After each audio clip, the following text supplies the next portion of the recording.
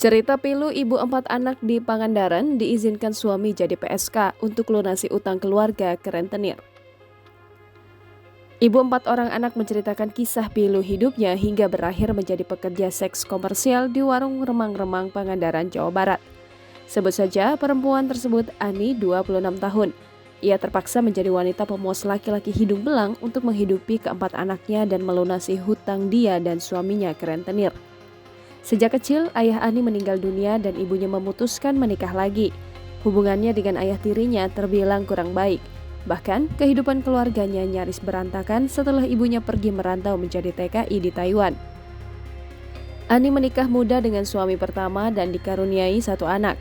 Ia kemudian menikah lagi dengan suami kedua pada 2017 dan dikaruniai 3 anak sehingga anaknya menjadi 4. Ia dan suaminya pernah merantau ke Nusa Tenggara Timur dan bekerja menjadi tukang servis sofa.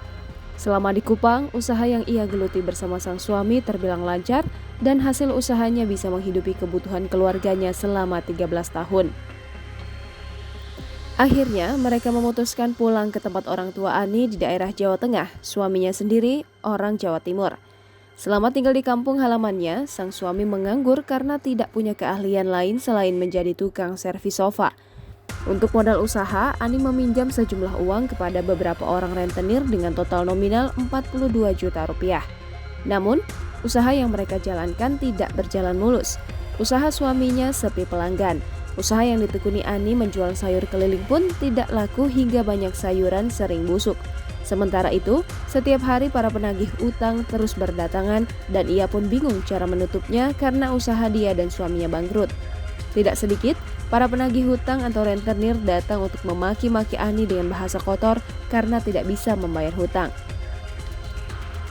Ani merasa kebingungan, suaminya tidak mau bertanggung jawab atas utangnya. Semua tagihan diserahkan kepada Ani sendirian.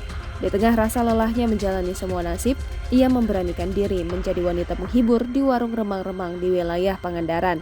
Ia telah meminta izin kepada suaminya dan suaminya pun mengizinkan Ani menjadi wanita penghibur dengan catatan utangnya bisa lunas.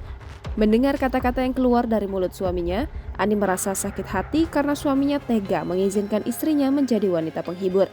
Padahal uang yang dipinjam dipakai buat suami buka usaha servis sofa dan jualan sayur keliling.